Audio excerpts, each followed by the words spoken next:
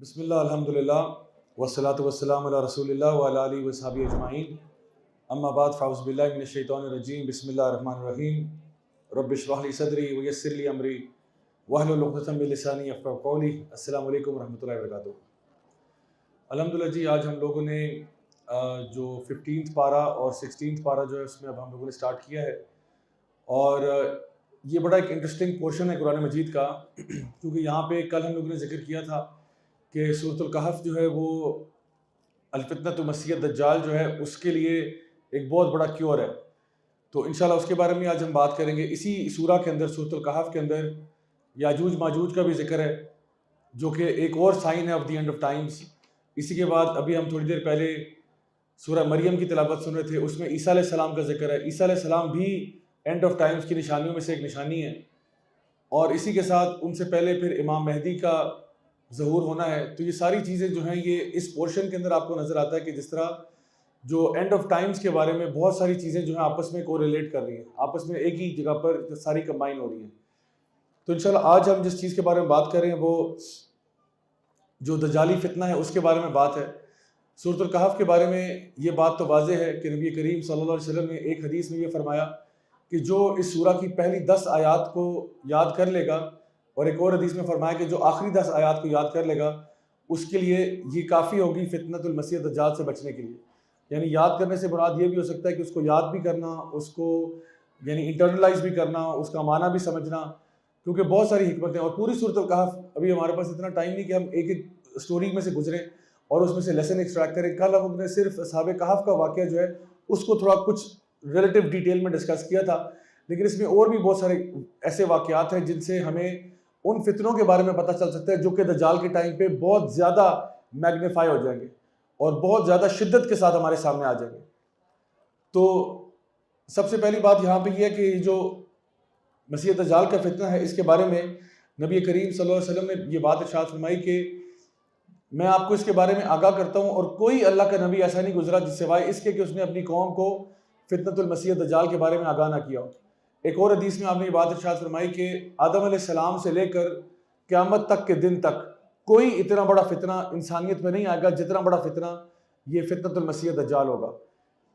تو اس سے پتہ چلا کہ ظاہر سی بات ہے کہ ایک بہت ہی اہم چیز ہے۔ سارے نبیوں نے اپنی قوموں کو اس فتنے سے ڈرایا ہے کہ خبردار ہو جاؤ، ہوشیار ہو جاؤ، اپنے ایمان کی حفاظت کرو، جس طرح اصحاب کہف نے اپنے ایمان کی اس ٹائم پہ حفاظت کی تھی جس ٹائم پہ ان کی جان پہ پڑی ہوئی تھی، یعنی ان کے اوپر لوگ ان کو یعنی قتل کرنے پہ تلے ہوئے ہیں، لیکن وہ اپنے ایمان کو صرف بچانے کے لیے کہاں پہ چلے گئے، ایکسٹریم میجرز لیے انہوں نے۔ تو یہاں پہ بھی ہماری رہنمائی کی جا رہی ہے کہ اپنے آپ کو پہلے سے پریپیئر کرنا۔ نبی کریم صلی اللہ علیہ وسلم نے دجال کے بارے میں بہت ساری باتیں بتائیں، ان میں سے ایک بات یہ ہے کہ جب بھی دجال کا ظہور ہوگا، اور یہ بڑی امپورٹنٹ بات ہے انڈرسٹینڈ کرنے کے لیے کہ دجال کی پیدائش کا ذکر نہیں ہوا، دجال کے ظہور کا ذکر ہوا ہے۔ یعنی یہ نہیں کہا آپ نے کہ جب دجال پیدا ہوگا فلانے ایئر میں تو ایسا ہوگا، نہیں، پیدائش اس کی کب سے ہو چکی ہے، لیکن اس کا جب ظہور ہوگا، جب وہ لوگوں پہ ظاہر ہو جائے گا، تب جب وہ زمین پہ ریلیز کر دیا جائے گا، زمین پہ چھوڑ دیا جائے گا، تو وہ ایک فل گرون ایڈلٹ ہوگا، بچہ نہیں ہوگا وہ۔ مجھے یاد ہے کچھ یوٹیوب ویڈیوز میں لوگوں نے ایسے، آپ کو پتہ ہے افواہیں اور اس کے بارے میں لوگ بہت ساری باتیں کرتے رہتے ہیں، تو کوئی بچہ بیچارے کا پیدا ہو گیا، وہ ایک کان کھول رہا تھا، لو جی دجال پیدا ہو گیا، تو یہ بیچارے مسکین بچے کو خواہ مخواہ جو ہے نا ذلیل کر رہے ہیں۔ دوسری بات یہ کہ یہ لیک آف اسلامک نالج کی وجہ سے، جب آپ کو دین کا علم نہیں ہوتا پھر اسی قسم کی باتیں ہوں گی کہ جی کسی کو بچہ بیچارے کا پیدا ہو گیا، بیچارہ نابینا تھا ایک آنکھ سے، یا کوئی اور بیچارے کو ڈیفیکٹ تھا، ڈیفارمٹی تھی، تو آپ نے کہا جی فلاں جگہ پہ گجرانوالہ میں جو ہے نا دجال پیدا ہو گیا۔ ایسے تھوڑی ہوگا۔ اور یہ بھی میں آپ کو بتاؤں کہ دجال جس جگہ سے آئے گا یہ بھی بتا چکے ہیں نبی کریم صلی اللہ علیہ وسلم کہ کس علاقے سے آئے گا۔ تو یہ ساری باتیں انشاءاللہ جب علم ہوتا ہے تو پھر انسان اس قسم کی کنسپریسیز میں نہیں جاتا۔ تو اسی لیے میں سمجھتا ہوں اس ٹاپک پہ کنفیوژن بہت زیادہ اس لیے کیونکہ لوگ جو سالڈ نالج ہے اس سے دور ہیں۔ اور میں نے آپ کو کل ہی بتایا تھا کہ اصحاب کہف کا واقعے کے اندر بھی نا اینڈ میں آپ کو وہ نالج والا معاملہ نظر آیا تھا کہ جن لوگوں کے پاس علم ہوتا ہے وہ تو واقعے میں سے اصل باتیں نکالتے ہیں، لیکن جن کے پاس علم نہیں ہوتا پھر وہ ہر طرح کی آل فال چیزیں جو ہیں ایکسٹریکٹ کر رہے ہوتے ہیں جس کا کوئی فائدہ نہیں ہوتا۔ تو اس لیے ہمارا فوکس ہونا چاہیے اس چیز کے اوپر جو نالج اوتھینٹک ہے۔ تو نبی کریم صلی اللہ علیہ وسلم نے فرمایا کہ جب دجال کا ظہور ہوگا تو وہ 40 دن کے لیے زمین پر آئے گا۔ 40 دن میں آپ نے فرمایا کہ ایک دن اس کا جو ہے وہ 1 سال کا ہوگا، ایک دن جو ہے وہ 1 ہفتے کا ہوگا، ایک دن 1 مہینے کا ہوگا، اور باقی سارے دن تمہارے عام دنوں کی طرح ہوں گے۔ تو اس سے پتہ چلا کہ وہ 40 دن اس کے جو ہیں وہ بڑے یونیک قسم کے دن ہیں جس پہ وہ زمین کے اوپر ہوگا. آگے ہم دیکھتے ہیں کہ دجال کی ڈسکرپشن کے بارے میں بہت سی باتیں ہیں. کچھ چیزیں یہاں پہ میں نے لکھی ہیں, یہ ساری صحیح حدیث میں موجود ہیں کہ وہ ایک آنکھ والا ہوگا, اپنی رائٹ آئی سے بلائنڈ ہوگا. یہ آئی جو ہے اس کی ایک انگور کی طرح ہوگی, آگے ابھری ہوئی ہوگی. لیفٹ آئی جو ہے اس کی دھندلی سی ہوگی, جیسے اس کے اوپر کوئی لیئر آف سکن ہے. پھر اس کی جو سکن ہے وہ فیئر ہوگی, یا جس کو ریڈش سکن ٹون کہتے تھے عربوں کے ہاں, کہ وہ پنکش سکن ٹون والا ہوگا, یعنی وائٹ ہوگا. تیسری بات یہ کہ اس کے کرلی بال ہوں گے, پاورفل بلڈ ہوگی, بہت مسکولر ہوگا. ہائٹ میں البتہ چھوٹا ہوگا, ہائٹ میں بہت لمبا نہیں, ہائٹ میں چھوٹا ہے لیکن بلڈ اس کی مسکولر ہے. گردن اس کی بہت چوڑی ہے, اور جب کھڑا ہوگا تو بہت ٹانگیں پھیلا کے کھڑا ہوا کرے گا, یعنی ایک وائڈ سٹانس ہوگا. اور اس کے ماتھے کے اوپر کافرا یا کافر لکھا ہوگا, اور ہر ایمان والا جو ہے یہ پڑھ سکے گا. اب یہاں پہ ایک سوال یہ بھی پیدا ہوتا ہے کہ بھائی اگر ماتھے پہ لکھا ہوگا تو ہم تو پڑھ لیں گے تو ہمیں پتہ لگ جائے گا کہ وہ دجال ہے, ہم اس کو فالو نہیں کریں گے.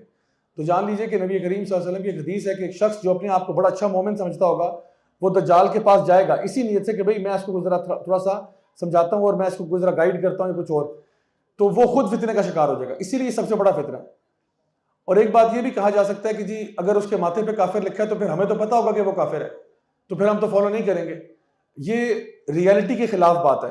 کیوں یہ میں کہہ رہا ہوں؟ کیونکہ آپ دیکھیں اس وقت جو آپ کی ڈرگ انڈسٹری ہے, کتنے فیصد ینگسٹرز جو ہیں وہ ڈرگز کے اندر ہیں. کیا ان کو پتہ نہیں ہے کہ ڈرگز ان کے لیے برے ہوتے ہیں, لیکن پھر بھی ڈرگز لے رہے ہوتے ہیں. یعنی سب کو پتہ ہے کہ جو بھی آپ کے مین اسٹریم ڈرگز ہیں ان کے نقصانات کیا ہیں, سب کو پتہ ہے. میڈیکل سائنس کی نالج کلیئر ہے. اور ہم یہ بچے کون لے رہے ہیں؟ یہ پڑھے لکھے لڑکے لڑکیاں لے رہے ہیں, جو اسکولوں میں, کالجوں میں, یونیورسٹیوں میں. وہ تو اخبار میں ایک منسٹر صاحب نے کہہ دیا تھا کہ جی 70% بچہ یا 60% بچہ یونیورسٹی کالجوں میں, اسلام آباد کی بات کر رہا ہوں, ڈرگز پہ لگا ہوا ہے. تو ان کو پتہ نہیں ان کے لیے برے ہیں, ان کو پتہ ہے, اس کے باوجود لے رہے ہیں. اور آپ دیکھیں یہ جو سگریٹ کی ڈبیاں ہوتی ہیں اس میں تو پہلے لکھا ہوتا تھا تمباکو نوشی صحت کے لیے مضر ہے, اب تو تصویر بنی ہوتی ہے.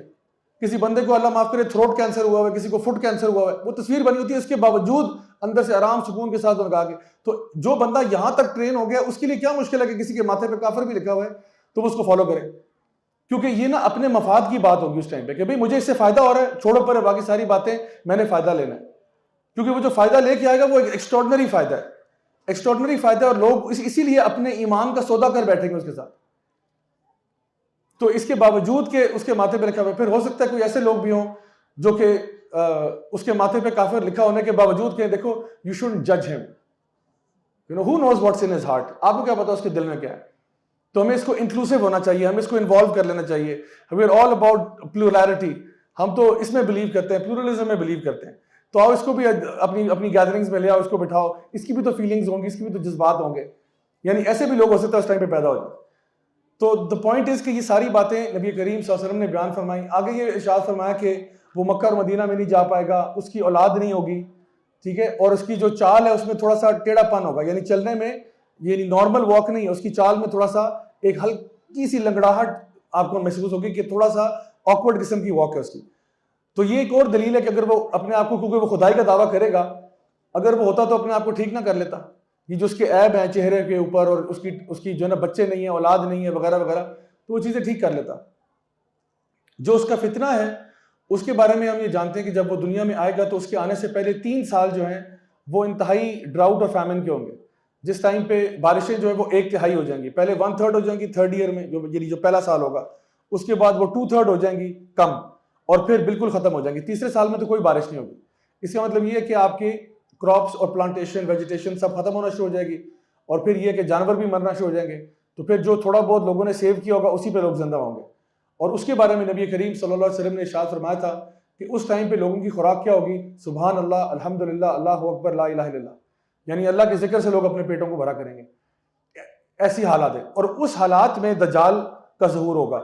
اور جب وہ آئے گا تو وہ اپنے ساتھ روٹی کا پہاڑ لے کے آئے گا, ایک ماؤنٹن آف بریڈ لے کے آئے گا.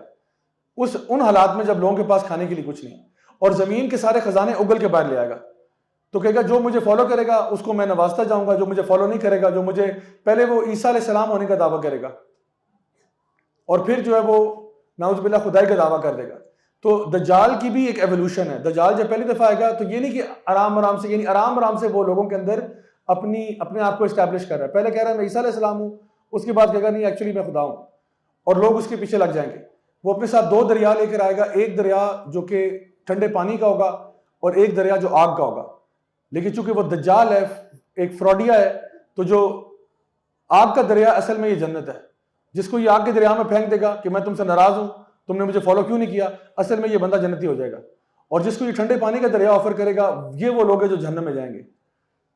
تو دجال جو ہے نا, یہ نکلا ہی عربک اس کا جو روٹ ورڈ ہے وہ دجل کا ہے. دجل کا مطلب ہے فریب کرنا. اور وہ بھی لٹرلی آپ دیکھیں تو جب عربوں کے ہاں اونٹوں کو کوئی بیماری لگ جاتی تھی نا, جس میں ان کی کھال اتر جاتی ہے ساری, تو کیا کرتے تھے ان کے اوپر یا تو وہ ٹار مل دیتے تھے تاکہ پتہ نہ چلے کہ یہ کوئی بیمار جانور ہے, یا پھر اس کے اوپر کوئی کپڑا سا چڑھا دیتے تھے جس پہ بہت زیادہ ایمبرائڈری ہوئی ہوتی تھی اور شیشے کا کام ہوا تھا.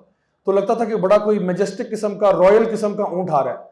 لیکن آپ اس کو ذرا بے نقاب کریں تو اندر سے ایک بالکل بیمار اور یعنی بالکل مرنے کی حالت والا اونٹ ہوتا تھا. تو یہ کیا ہے, فراڈ ہے. تو بیسیکلی دجال جو ہے, دجال کے اندر نا مبالغہ پایا جاتا ہے. دجال بہت زیادہ فراڈ کرنے والا, دجل اور دجال بہت زیادہ فراڈ کرنے والا, بہت زیادہ دھوکہ دینے والا. تو دجال کی پوری گیم ہی دھوکے سے ریلیٹڈ ہے, ڈسپشن ہے. جو وہ کہہ رہا ہے وہ اس طرح ہے نہیں. وہ عیسائی یعنی جو عیسیٰ علیہ السلام ہونے کا دعویٰ کر رہا ہے جھوٹ, وہ خدا ہونے کا دعویٰ کر رہا ہے وہ بھی جھوٹ, وہ پرومس کر رہا ہے میں تمہیں یہ دوں گا وہ یہ نہیں دے رہا. تو جو بھی وہ کر رہا ہے وہ ایک بچے کے ماں باپ کو زندہ کر کے لے آئے گا, لیکن وہ بھی جھوٹ ہوگا. وہ بھی یعنی علماء بیان کرتے ہیں کہ وہ شیاطین کو استعمال کرے گا کہ وہ اس کے ماں باپ کا روپ دھار کے آ جائے. تو ان کے ساتھ فراڈ کرے گا کہ میں تو جو ہے نا زندہ یعنی مرے ہوئے کو زندہ کر دیتا ہوں, زندہ کو مار دیتا ہوں. تو اس قسم کے لوگوں کے ساتھ نا لوگوں کو شعبدے بازیاں کرے گا, چیزیں دکھائے گا, اور وہ لوگوں کو یعنی ایک طرح کے ٹرانس میں لے جائے گا جہاں پہ وہ ایسی چیزیں دکھائے گا کہ لوگ کہیں گے یہ اتنی بڑے بڑے کام کر رہا ہے, اتنے بڑے بڑے کرامات دکھا رہا ہے, تو پھر تو یہ ظاہری بات ہے کوئی بہت ہی پہنچی ہوئی چیز ہوگی. تو یہ اصل میں اس کا فتنہ ہے جو لوگوں کو افیکٹ کرے گا, اور اس کے بہت سارے فالوورز ہوں گے, بہت سارے لوگ اس کے پیچھے لگ جائیں گے. اب ایک سوال یہ بھی پیدا ہوتا ہے کہ ایک بندہ جو ویژولی اتنا آپ کہہ لو کہ اپیلنگ نہیں ہے, ایک بندہ جو ویژولی کلیئر کٹ نظر آ رہا ہے, ایک آنکھ اس کی انگور کی طرح نابینا ہے, ایک آنکھ پہ بھی ایسے کھال چڑھی ہوئی ہے, اور اس کے اندر جو ہے نا ہائٹ میں چھوٹا ہے, بلڈ اس کی بہت براڈ اور بہت مسکولر ہے, پاؤں میں لنگڑا پن وغیرہ وغیرہ, یہ ساری چیزیں آپ دیکھ رہے ہو اس کی. تو انسان سوچ سکتا ہے کہ بھئی لوگ کتنے بے وقوف ہیں اس کو فالو کرنا شروع کر دیں. تو اگین اس پہ بات ادھر ہی آتی ہے کہ ایک تو یہ کہ آپ دیکھو کہ کنٹینیوسلی ریسنٹ ایئرز میں ہالی ووڈ کے اندر بھی اور باقی جگہوں پہ اینٹی ہیرو کا کانسیپٹ آ رہا ہے بار بار. یعنی پہلے زمانوں میں نا ہیرو بڑا ہیرو ہوتا تھا, ہیرو بڑا اسٹائلش ہوتا تھا, بڑا خوبصورت ہوتا تھا, گڈ لکنگ ہوتا تھا. اب جو ہیرو آ رہے ہیں نا وہ ایسے آ رہے ہیں جو کہ وہ ولن بھی ہے لیکن ہیرو بھی ہے. ایسے کیریکٹرز آ رہے ہیں جو ایکچولی ولنس کیریکٹرز ہیں, ان کو ہیرو بنا کے پیش کر رہے ہیں. ہالی ووڈ فلموں پہ فلمیں نکال رہے ہیں ان کے اوپر. مجھے ایک پوری لسٹ بھیجی, ایک بردر کو میں نے کہا مجھے آپ ریسرچ کر کے بتائیں. اس نے بھیجا مجھے نیٹ فلکس کے اوپر جی لوسیفر کے نام سے سیریز چل رہی ہے جو شیطان ابلیس کے اوپر ہے, اور ابلیس اس میں کوٹ ان کوٹ ہیرو ہے. مجھے نہیں پتا اس کی سٹوری لائن کیا ہے, بٹ بہرحال یہ ہے. جوکر جو ہے بیٹ مین کا نیمیسس انیمی ہوتا تھا, اس کو اٹھا کے اینڈ میں they make you feel like you know it's okay we understand where is coming from. یعنی ہر ولن کو انہوں نے ہیرو بنا کے پیش کر دیا. تو آپ کو تو مینٹلی کنڈیشن کیا ہوا, you are just ready to accept Dajjal right now. یعنی جو ہمارے ینگسٹرز اس کانٹینٹ پہ یعنی جو نا پل بڑھ رہے ہیں, بائی دا ٹائم دجال کمز آپ نے یہی کہنا کہ دیکھو ہم ٹھیک ہے شکل سے بہت ولنس لگ رہا ہے لیکن we can understand where is coming from, you know you can't جج ہم لائک دیٹ. آپ اس کو جج تو نہیں کر سکتے نا جو بھی ہے. تو اس قسم کی فیلنگ کریٹ کر رہے ہیں تو لوگ فالوورز تو بن جائیں گے اس کے. اور ویسے بھی جب لوگ مفاد کی بات آتی ہے تو کوئی کسی کی شکل صورت نہیں دیکھ رہا ہوتا, لوگ سمپلی جا کے ان کے ساتھ اپنے آپ کو الائے کر دیتے ہیں, لوگ اپنا فائدہ دیکھتے ہیں. تو یہ کچھ چیزیں جو ہمارے سامنے کہ دجال کا فتنہ اصل میں کیا ہوگا. اب ایک حدیث جو ہے صحیح مسلم کی تمیم الداری والی, یہ بڑی کلیئر کٹ ایویڈنس ہے کہ دجال اصل میں کون ہے. کیونکہ سوال اکثر یہ پیدا ہوتا ہے کہ دجال جو ہے یہ کوئی انسان ہے یا کوئی سسٹم ہے. اس پہ لوگ کنفیوز ہوتے ہیں. لوگ اکثر یہ کہتے ہیں کہ شاید دجال میڈیا ہے, کیونکہ میڈیا بہت زیادہ ٹرکری کرتا ہے, بہت زیادہ ڈسیپشن کرتا ہے. بلکہ آئی وڈ سے سب سے زیادہ ڈسیپشن جو اس وقت ہو رہی ہے وہ شاید مین اسٹریم میڈیا پہ ہی ہو رہی ہے. سچ کو جھوٹ اور جھوٹ کو سچ بنا کے پیش کر دیتے ہیں, بہت بڑا فراڈ کر دیتے ہیں, اور وہ بعد میں جا کے انویسٹیگیٹ کرتے ہیں تو پتہ چلتا ہے کہ بالکل اپوزٹ سٹوری تھی. تو لوگوں نے کہا چونکہ میڈیا ہے اور ٹی وی کی اسکرین ایک ہوتی ہے, اور تو وہ بھی شاید دجال ہے, وہ ایک آنکھ ہے, یا کیمرہ جو ہوتا ہے اس کی ایک آنکھ ہوتی ہے. ویسے تو فونوں کے 3 کیمرہ لگے ہوتے ہیں, لیکن بہرحال لوگوں کا یہ خیال تھا کہ شاید یہ بھی دجال ہے. لیکن یہ باتیں جو ہے نا یہ تھوڑی سی بیس لیس ہیں. تو ہم یہ ضرور کہہ سکتے ہیں کہ دجالک سسٹم ان پلیس ہے دجال کو ویلکم کرنے کے لیے, یعنی کہ اس کے آنے سے پہلے راہ ہموار کی جا رہی ہے. یہ تو کہا جا سکتا ہے, اس میں تو کوئی شک نہیں ہے کہ اس کے آنے سے پہلے آپ لوگوں کو پریپ کیا جا رہا ہے, آپ لوگوں کو مینٹلی تیار کیا جا رہا ہے کہ بھئی ابھی وہ آنے والا ہے, آپ پہلے سے تیار ہو جاؤ. کیونکہ اگر آپ لوگ ایمان والے ہوں, تقوی والے ہوں, اللہ سے ڈرنے والے ہوں, تو دجال آتے ہی ساروں نے انکار کر دینا اس کا. لیکن اگر ایمان کا لیول اتنا ڈاؤن ہو گیا ہے اور آپ کو پہلے سے آپ کی اتنی برین واشنگ ہوئی ہوئی ہے, تو جب وہ سین پہ آئے گا, جب ظہور ہوگا, تو بہت سارے لوگ اس کو اسٹریٹ اوے ایکسیپٹ کر لیں گے. جیسے حدیث میں آتا ہے کہ سیدھے 70,000 یہودی اصفہان کے پرشین شالز پہنے ہوئے, سر پہ تاج پہنے ہوئے, سیدھے اس کے پیچھے لگ جائیں گے. جب وہ آئے گا تو وہ 70,000 جوز کے ساتھ آئے گا, اصفہان کے علاقے سے, یہ جو پریزنٹ ڈے پرشیا یا ایران کا علاقہ ہے, یہاں سے نکلیں گے. اور اس کے علاوہ پھر عرب بھی پیچھے آئیں گے, پھر اور لوگ بھی پیچھے آئیں گے, پھر عورتیں خاص طور پہ جو ہے نا وہ اس کے فتنے کا شکار ہوں گی. حتیٰ کہ ایک شخص جو ہے, ایک لڑکا اپنی ماں کو, اپنی بہن کو, اپنی بیٹی کو, اپنی بیوی کو, اپنی خالہ, اپنی پھپھو کو گھر کے ستون کے ساتھ باندھنے میں مجبور ہو جائے گا کہ کہیں یہ باہر جا کے فتنے کا شکار نہ ہو جائے. تو یہ ساری باتیں صحیح حدیث میں موجود ہیں. تو اس لیے دجال ایک شخص ہے, ایک فرد ہے, ٹھیک ہے, سسٹم اس سے پہلے جو بھی ہوگا, لیکن ہے وہ ایک فرد. اور اس کی ایک چیز میں آپ کو بتاتا ہوں کہ نبی کریم صلی اللہ علیہ وسلم کے دور میں ایک شخص تھا جس کا نام ابن سیاد تھا, لڑکا تھا, نوجوان لڑکا تھا, اور اس کے بارے میں صحابہ کو سیریس شک تھا کہ یہ دجال ہے. تو جب انہوں نے نبی کریم صلی اللہ علیہ وسلم سے اس کا ذکر کیا, تو آپ نے یہ نہیں کہا کہ نہیں دجال تو ایک سسٹم ہوگا, ابھی ہم لوگ اس کا انتظار کریں. آپ اس کو ملنے چلے گئے, آپ نے ابن سیاد کے ساتھ گفتگو کی ہوئی ہے. اور لانگ سٹوری شارٹ یہ ہے کہ کچھ صحابہ 100% کنونس تھے کہ یہ دجال ہے, اور کچھ صحابہ شدید شک میں تھے. ایک حدیث میں آپ کے سامنے بیان کرتا ہوں کہ ابو سعید الخدری کی روایت ہے, صحیح مسلم کی حدیث ہے. آپ نے فرمایا کہ ہم لوگ حج کے لیے نکلے. اچھا, یہ ابن سیاد یہودی لڑکا تھا, یہودی لڑکا تھا, اور مسٹیریس کیوں تھا؟ کیونکہ نا یہ وسپرز کرتا تھا, یہ کوئی شیاطین کے ساتھ ان ٹچ تھا, اس طرح کے کئی واقعات ہوئے ہیں. تو ابھی ٹائم نہیں ہے کہ میں سارے واقعات بیان کروں, بٹ بتانا چاہ رہا ہوں کہ یہ کریکٹر مسٹیریس تھا, اور تھا یہ یہودی بچہ. تو اس نے بعد میں اسلام قبول کر لیا, اور اس ٹائم پہ عمر بن خطاب کے دور میں یہ حج کے لیے نکلے, مدینہ سے مکہ کے لیے جا رہے تھے. تو راستے میں کیا ہوا کہ صحابہ کو تو پہلے اس کے ساتھ شک تھا, یعنی ایون تو اس نے اسلام قبول بھی کر لیا تھا, پھر بھی اس کو اوائڈ ہی کرتے تھے. تو کیا ہوا کہ ابو سعید الخدری بیان کرتے ہیں کہ باقی صحابہ آگے نکل کے, میں اور ابن سیاد پیچھے رہ گئے. تو کیا ہوا کہ ایک درخت کے نیچے ہم نے پڑاؤ ڈالا, تو اس نے جس درخت کے نیچے پڑاؤ ڈالا, میں اس سے بہت دور ایک اور درخت کے نیچے جا کے بیٹھ گیا. تو ابن سیاد کے ساتھ اس کی بکریاں بھی تھیں. اس نے کیا کیا, اب گرمی کی شدت تھی اتنی زیادہ, اس نے ایک بکری کا دودھ نکالا اور میرے پاس پیالہ لے کے آ گیا کہ آپ پی لیں اس میں سے. تو کہتے ہیں میں نے اس کو یہ کہا کہ ایک تو گرمی کی شدت اتنی ہے, اوپر سے بکری کا دودھ بھی گرم ہے, تو میں اس کو گرم دودھ پینے کے موڈ میں نہیں ہوں. تو ابن سیاد تھا تو تھوڑا سیانا تھا, اس نے کہا کہ بھائی ابو سعید الخدری, آپ میرے ساتھ یہ نہ کریں, مطلب برائے مہربانی اس طرح نہ کریں میرے ساتھ, کہ آپ نبی صلی اللہ علیہ وسلم کی حدیثیں مجھ سے زیادہ جانتے ہیں, اور آپ میرے ساتھ یہ ٹریٹمنٹ کریں گے. آپ کو اچھی طرح معلوم ہے کہ دجال جو ہے وہ اس کے بچے نہیں ہوں گے, اور میرا بیٹا تو مدینہ میں ہے, اور آپ کو اچھی طرح سے پتا ہے کہ دجال جو ہے مکہ اور مدینہ میں داخل نہیں ہو سکتا, اور میں اپنی فیملی کو مدینہ میں چھوڑ کے آؤں اور جا میں مکہ رہوں آپ لوگوں کے ساتھ, اور آپ کو پتا ہے کہ دجال کافر ہوگا, اور میں تو کافر نہیں ہوں, میں تو اسلام قبول کر چکا ہوں, آپ کے ساتھ حج کرنے جا رہا ہوں, تو آپ میرے ساتھ یہ ٹریٹمنٹ کریں گے. تو ابو سعید الخدری نے جو نا مطلب کہتے ہیں کہ مجھے اس ٹائم پہ ریئلائز ہوا کہ میرا شک اس کے بارے میں غلط تھا, اور میں نے اس سے دودھ ایکسیپٹ کرنے کے لیے ہاتھ آگے بڑھایا. تو اس لمحے یہ کہتا ہے کہ لیکن خدا کی قسم مجھے پتا ہے اس وقت دجال کہاں پہ ہے اور ایگزیکٹلی کس جگہ پہ بیٹھا ہوا ہے. تو ابو سعید الخدری نے ایک دم اپنا ہاتھ پیچھے کیا اور کہا کہ ہلاکت ہو تمہارے اوپر, دفع ہو جاؤ, میرے نظروں میں دور ہو جاؤ. تو وہ کہتے ہیں پھر مجھے شک میں ڈال دیا اس نے. تو اب پوائنٹ یہ کہ ابن سیاد کے بارے میں نا, اچھا یہ کہتے ہیں کہ ایک خاص واقعہ ہوا تھا, اس کے بعد یہ غائب ہو گیا. نو بڈی نوز وین ہی ڈائیڈ. ابن سیاد کا پتہ تو ہے کہ وہ ایک ٹائم پہ موجود تھا, لیکن وہ کدھر گیا نو بڈی نوز. سو اس کے بارے میں پوری علماء کی بحث جو ہے نا, وہ اس کا خلاصہ یہ بیان کر رہا ہوں, وہ یہ ہے کہ ابن سیاد کسی قسم کا کوئی کاہن یا کوئی ساحر یعنی کوئی جادوگر ٹائپ تھا, جو کہ دجال کے ساتھ ان ٹچ تھا. دجال کے ساتھ اس ٹائم پہ بھی ان ٹچ تھا. کس طرح تھا؟ Through some magical thing he was in touch with them. اچھا, اب میں اس پری ٹیکسٹ میں اب آتا ہوں تمیم الداری والی حدیث پہ. یہ بھی حدیث صحیح مسلم کے اندر ہے. فاطمہ بنت قیس جو ہے وہ حدیث کو روایت کرتی ہیں کہ ایک دن نبی کریم صلی اللہ علیہ وسلم نے مسجد میں اعلان کروایا کہ سارے لوگ جو ہیں وہ آ جائیں نماز کے لیے. اور جب سارے لوگ آئے, نماز وغیرہ ہوئی, تو اس کے بعد آپ نے ایک بہت ہی ہنگامی طور پر اعلان کیا کہ تمیم الداری جو کہ ایک صحابی رسول تھے, جو پہلے کرسچن تھے, انہوں نے اسلام قبول کیا ہوا تھا, تو اسلام قبول کیا, وہ کہیں سے جرنی سے واپس آئے ہیں, اور وہ کچھ انفارمیشن لے کے آئے ہیں جس کی میں تصدیق کرتا ہوں کہ یہ انفارمیشن بالکل ٹرو ہے. اب وہ کیا انفارمیشن تھی؟ تمیم الداری جو ہے 30 کمپینینز کے ساتھ ایک کشتی میں سوار ہو کے ایک ٹریڈنگ ایکسپیڈیشن کے لیے نکل گئے, تجارت کرنے کے لیے بڑی سی بوٹ میں سوار ہوئے, ٹریڈنگ ایکسپیڈیشن کے لیے نکل گئے. لیکن کہتے ہیں کہ 30 دن تک, 1 مہینہ ہم ایک سمندری طوفان میں پھنسے رہے اور ہمیں کچھ آئیڈیا نہیں تھا ہم کہاں پہنچے. کہتے فائنلی جا کے ہم جب وہ طوفان رکا اور سنبھلا اور ہمیں سمجھ میں آیا کہ بھائی کہیں کہاں پہ ہیں, یعنی 30 دن تک کچھ پتہ نہیں کہاں جا رہے ہیں. نیویگیشنل انسٹرومنٹس بھی جواب دے گئے.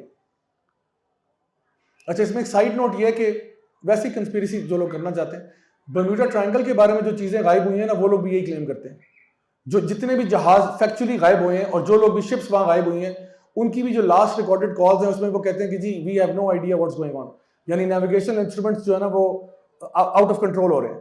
تو خیر نہیں, یہ کسی کے لیے کوئی اگر بہت اس میں جانا چاہے تو دیکھ سکتا ہے. لیکن بہرحال تمیم اداری کہہ رہے ہیں کہ ہم لوگ جب وہاں پہ ہم لوگ جاتے ہیں تو ایک ایسا ایریا آتا ہے حجاز سے نکلنے کے بعد جہاں پہ سمندری طوفان میں آگے, اب برموڈا ٹرائنگل فلوریڈا میں, تو اس لیے میں اس کو ڈائریکٹلی کنیکٹ نہیں کر رہا, لیکن کچھ ایسا ہوا کہ کچھ سمندر میں کچھ some thing went wrong, and وہ ایک جگہ پر آئی لینڈ پہ پہنچتے ہیں. تو کہتے ہیں 30 دن کے بعد ایک جزیرے پہ پہنچتے ہیں. ہم نے کیا کیا, چھوٹی کشتیوں میں بیٹھے اور جزیرے تک پہنچے, اور جب جزیرے پہ پہنچتے ہیں تو ایک دم سے ہم نے دیکھا کہ ہمارے سامنے ایک بیسٹ کھڑا ہوا ہے, اور وہ کوئی بیسٹ ہے, کوئی چیز ہے جو کہ کھڑا تو 2 ٹانگوں پہ ہوا ہے, لیکن اس کے اوپر اتنے بال ہیں کہ ہمیں یہ سمجھ نہیں آ رہی کہ اس کا فرنٹ کون سا اور اس کا بیک کون سا, یعنی اتنے بال ہیں اس کے اوپر. تو انہوں نے جب اس سے پوچھا کہ یعنی تم کون ہو, تو اس نے کہا کہ میں تو الجساسہ ہوں, تم لوگ کون ہو؟ تو انہوں نے کہا کہ جی انہوں نے کہا جی ہم تو حجاز کے علاقے سے آئے ہیں, ٹریڈنگ کیراوین پہ تھے ہم لوگ, وی آر لاسٹ, ہمیں نہیں پتا ہم کہاں ہیں. تو اس نے کہا کہ کوئی بات نہیں, تمہارا کوئی یہاں انتظار کر رہا ہے, اوپر مونسٹری ہے, غار ہے, اس میں کوئی تمہارا انتظار کر رہا ہے. اب یہ جساسہ جو ہے نا, یہ عربک میں تجسس اور جاسوس کے ورڈ سے نکلتا ہے. تو یہ کسی قسم کا کوئی اسپائی تھا, اور اس کے بارے میں بھی ہم انشاءاللہ دیکھتے ہیں کیا اس کی وہ ہے ریئلٹی. تو جب وہ مونسٹری میں جاتے ہیں, یہ جو 30 کمپینینز ہیں, تو کہتے ہیں ہم نے اندر, تمیم اداری بیان کرتے ہیں کہ ہم نے اندر ایک ایسا شخص دیکھا جس سے زیادہ ویل بلڈ بندہ ہم نے زندگی میں کبھی نہیں دیکھا تھا. اور یہ وہ صحابہ ہیں جنہوں نے عمر بن الخطاب کو بھی دیکھا ہوا تھا, خالد بن ولید کو بھی دیکھا ہوا تھا رضی اللہ عنہما.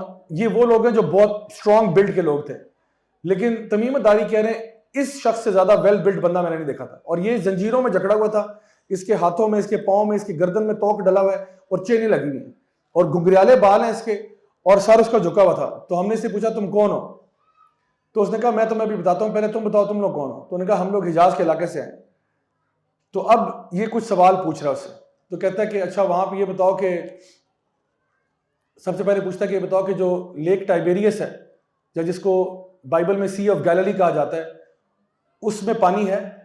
تو انہوں نے کہا کہ ہاں پانی ہے اس میں. تو اس نے کہا بہت جلد وہ سوکھ جائے گا. پھر کہا کہ یہ بتاؤ کہ یمن کے قریب ایک اسپرنگ آف زغر ہے, وہ چشمہ جو ہے وہ پانی دیتا ہے؟ تو اس نے کہا ہاں بالکل دیتا ہے, اس سے لوگ اپنی فصلوں کو اریگیٹ بھی کرتے ہیں. اس نے کہا یہ بھی بہت جلدی سوکھ جائے گا. پھر اس نے کہا کہ یہ بتاؤ کہ بیسان کے جو کھجور کے درخت ہیں اس پہ پھل آتا ہے؟ تو بیسان کے علاقے میں, ان کا ہاں جی وہ بھی علاقے میں ہے, پھل آتے ہیں, اس پہ زبردست پھل آ رہے ہیں. تو اس نے کہا وہ بھی سوکھ جائے گا, اور جب یہ ہوگا تب میرا ظہور ہوگا. اس نے کہا اب یہ بتاؤ کہ تمہارے پاس جو نبی ہے, جو امی ہے, وہ آ چکا ہے؟ تو انہوں نے کہا ہاں جی اگر آپ کا اشارہ نبی کریم صلی اللہ علیہ وسلم کی طرف ہے تو جی وہ آ چکے. تو اس نے کہا ابھی وہ کدھر ہیں؟ انہوں نے کہا ابھی وہ مدینہ میں ہیں, لوگ ان کی دعوت قبول کر رہے ہیں. تو کہتا ہے اچھی بات ہے, لوگوں کو دعوت قبول کرنی چاہیے اس کی. تو کہتا ہے اب تمہیں میں بتاتا ہوں میں کون ہوں. اس نے کہا میرا نام المسیح الدجال ہے, اور ابھی میرے نکلنے کا وقت نہیں ہے, لیکن جب میرے نکلنے کا وقت ہوگا اس کے بعد میں پوری دنیا میں پھر لوں گا سوائے مکہ اور مدینہ کے, اور میں 40 دن کے لیے آؤں گا, 1 دن 1 سال کا, 1 دن 1 مہینے کا, 1 دن 1 ہفتے کا, اور باقی سارے دن تمہارے دنوں کی طرح. اور میں کوئی بستی اور کوئی جگہ نہیں چھوڑوں گا سوائے مکہ اور مدینہ کے, ہر جگہ جاؤں گا. اب یہ بات سنتے ہی نا صحابہ پیچھے ہو کے وہاں سے نکلے اور کشتیوں میں سوار ہوئے اور واپس روانہ ہو گئے. اور پھر گھومتے پھرتے کچھ عرصے کے بعد, کتنا عرصہ تھا واللہ عالم, فائنلی وہ جا کے کہیں پہ جب پتہ چلا کہ کوئی نیویگیشن صحیح ہوئی, جا کے پھر فائنلی اپنے وے بیک واپس پہنچے مدینہ. اور جیسے ہی مدینہ پہنچے سیدھا نبی کریم صلی اللہ علیہ وسلم کے پاس گئے, اور نبی کریم صلی اللہ علیہ وسلم نے سیدھا مسجد میں جا کے اعلان کروایا کہ سارے اکٹھے ہو جاؤ, کہ یہ انفارمیشن جو آ رہی ہے بالکل اوتھینٹک انفارمیشن ہے. تو یہ حدیث صحیح مسلم کی حدیث ہے, اور یہ وہ حدیث ہے جہاں پر صحابہ میں سے کچھ دجال کو ڈائریکٹلی ملے تھے. اس کا مطلب یہ ہوا کہ وہ اس ٹائم سے زندہ تھا, کسی آئی لینڈ کے اوپر جکڑا ہوا تھا, اس ٹائم پہ اس کے نکلنے کا ٹائم نہیں ہوا تھا. اور اس نے کہا کہ وقت آئے گا, ابھی وقت نہیں ہے, لیکن ایک ٹائم آئے گا جب مجھے یہاں سے ریلیز کر دیا جائے گا, اللہ کے اذن سے ہی ہوگا, اور میں ریلیز ہو جاؤں گا, اور پھر جو میں نے کرنا ہے وہ کرنا ہے. تو یہاں پہ پتہ چل رہا ہے کہ وہ جو اب جس طرح الجساسہ بھی دجال کے ساتھ کنیکٹڈ تھا، تو بعض علماء نے کہا کہ اسی طرح سے ابن سیاد جو ہے وہ بھی اس کی لوکیشن جانتا تھا کہاں پہ ہے، اور تھرو میجک اور جو ہے نا کہانت اور ان چیزوں کے تھرو وہ دجال تک پہنچ چکا تھا، through ritual magic and so on. اس کی بھی انشاءاللہ بھی ہم کچھ اور ڈیٹیل میں بات کریں گے. تو یہ جو سی آف گیلیلی ہے جس کی طرف دجال نے اشارہ کیا تھا، ایک تو یہ نشانی اس نے بتایا کہ یہ سی جو ہے یہ سوکھ جائے گی، اور اس کے بارے میں بھی بہت ساری اب ڈاکیومنٹریز جو ہے نا وہ اسرائیلی ٹیلی ویژن جو ہے نا بیان کر رہا ہے کہ جی پانی اس کا ڈپلیٹ ہو رہا ہے کئی سالوں سے، کیونکہ وہ اپنے صحراؤں کو جو ہے نا وہ گارڈنز بنانا چاہ رہے ہیں اور سارا پانی یہاں سے نکال رہے ہیں. تو اس کے اوپر بھی جو ہے نا الارمنگ آپ کو نمبرز نظر آ رہے ہیں. اسی طرح سے جو بیسان نام کی جگہ پہ آپ کو نہیں ملے گی، یہ جروسلم کے پاس ایک جگہ ہے بیت شیان کے نام سے. تو وہاں کے جو ڈیٹ پام ٹریز ہیں ان کے اوپر بھی ایک آکسفورڈ یونیورسٹی کی میں رپورٹ پڑھا تھا جس میں لکھا ہوا تھا کہ جی کیوں ان کی کراپ تباہ ہو رہی ہے، کہ وہاں پہ ایک بیٹل کی انفیسٹیشن ہے، کیڑے مکوڑے پڑ جاتے ہیں، پھر لوگ اپنی ریلیجس سیریمنیز کے لیے اس کی درختوں کی شاخیں کاٹنا شروع کر دیتے ہیں جس سے درخت جو ہے نا ڈیمیج ہو جاتے ہیں، اور وہاں کی جو پاپولیشن ہے وہ بہت زیادہ ڈوینڈل کر رہی ہے. اور جو اسپرنگ آف زغر ہے آئی ڈونٹ ایون نو وہ کہاں ہے، کیونکہ وہ کہیں پہ بھی یعنی اس کے بارے میں کوئی روایات مل جائیں گی لیکن وہ ایکچوئل اسپرنگ کہاں ہے یہ ہمیں معلوم نہیں. سو اب ٹائم کتنا قریب ہے یہ اللہ ہی بہتر جانتا ہے دجال کے ظہور کا. لیکن یہ میں آپ کو بتا رہا ہوں کہ اس وقت گراؤنڈ ریالٹیز جو ہیں وہ کیا ہیں. نبی کریم صلی اللہ علیہ وسلم نے دجال کے آنے کے بارے میں، ویسے تو انہوں نے اس ٹائم پہ کہا تھا کہ وہ ایسٹ میں ہے، جب تمیم الداری نے یہ ساری بات بیان کی تو آپ نے کہا کہ وہ ایسٹ میں، وہ ایسٹ میں، وہ ایسٹ میں، 3 دفعہ آپ نے کہا، یعنی مدینہ سے ایسٹ کے علاقے میں کہیں پہ دجال اس ٹائم پہ تھا. اور لیکن جب وہ ظاہر ہوگا تو وہ یہ اس ایریا میں جو آپ کہہ لیں شام کا علاقہ ہے اس کے آس پاس سے اور بابل کے بیچ میں سے آئے گا، یہاں سے اس کا جو ہے نا ظہور ہوگا اور پھر اصفہان کی طرف نکلنا اور اس ایریا سے. تو یہ انفارمیشن ہمیں اس وقت تک اس کے بارے میں موجود جو ہے نا معلوم ہے. اب ایک سوال یہ پیدا ہوتا ہے کہ یہ جو ماڈرن ایلومیناٹی اور نیو ورلڈ آرڈر اور یہ ساری بات ہوتی ہے اور یہ کافی ہماری کنسپریسی تھیوریز کا بھی اور انٹرسٹ کا بھی باعث بنتی ہے، اس میں کہاں تک صداقت ہے کہ جی یہ کوئی دجال کا سسٹم ہے یا کوئی ایسی چیز ہے جو اس کو فیسیلیٹیٹ کر رہی ہے. تو آئی تھنک یہ بات کوئی اتنی بعید نہیں ہے کہ ان دونوں کے بیچ میں کوریلیشن ہے، کیونکہ اگین اتنا ٹائم نہیں ہے کہ آج اس کی ایک ایک چیز کو ہم ایکسپلور کریں. لیکن آپ یہ دیکھیں کہ جب یہ معاملہ ہوگا اور دجال نمودار ہوگا تو وہ سارے کے سارے سسٹمز کو نا اپنے کنٹرول میں لینا شروع کر دے گا. یعنی سارا کی ساری خوراک دجال کے ہاتھ میں ہوگی، خوراک کہیں سے نہیں ملے گی سوائے دجال سے. سارا ویلتھ دجال کے ہاتھ میں ہوگا، پورے دنیا کے سارے خزانے اس کے ہاتھ میں ہوں گے، ساری پاور اس کے ہاتھ میں ہوگی، سارا میڈیا کنٹرول اس کے ہاتھ میں ہوگا. جو چیز وہ سچ بتائے گا وہ سچ ہوگی، جو وہ کہے گا جھوٹ ہے وہ جھوٹ ہوگی. آپ اس وقت دیکھیں کہ پوری دنیا میں نا ایک مونوپلیز کی طرف لوگ جا رہے ہیں، چاہے کھانے پینے میں ہو. اب جو ہے نا وہ آپ کے لوکل دکانوں اور ان کی بات نہیں ہے. اب کیا ہو رہا ہے، اب مونوپلیز کریٹ ہو رہی ہیں. اب آپ دیکھو کہ فار ایگزامپل کچھ کمپنیز ہیں جو جتنا بھی آپ کسی بھی اسٹور میں جا کے پروڈکٹ خریدتے ہو نا، آپ ٹوٹل 4-5 کمپنیوں سے لے رہے ہو. آپ 4-5 کمپنیوں سے، کل کو یہ 2 ہو جائیں گی، پھر 3، پھر 1 ہو جائے گی، پھر ایک ہی برانڈ ہوگا، دجال برانڈ ہوگا. ابھی اس وقت کیا ہے، جتنے پروڈکٹس آپ لیتے ہو یا وہ نیسلے کا ہوگا یا وہ پروکٹر اینڈ گیمبل کا ہوگا یا وہ یونیلیور کا ہوگا، کوئی چیز اٹھا کے دیکھ لیں آپ جائیں، it will be impossible for you to buy anything other than this, literally impossible. جس پروڈکٹ پہ ہاتھ لگائیں گے وہ کسی بڑی کارپوریشن کا ہے اور ان کے سب پروڈکٹس آپ کو مل رہے ہیں. اسی طرح سے آپ دیکھو جو مین اسٹریم میڈیا چینلز ہیں، یہ 5 کمپنیز ہیں لٹرلی گلوبلی جو مے بی 90% آف میڈیا کو اون کرتی ہیں. اس میں وارنر بردرز ہیں، ڈزنی ہے، یہ وہ چینلز ہیں، ان کے انڈر جو ہے نا hundreds and thousands of channels ہیں.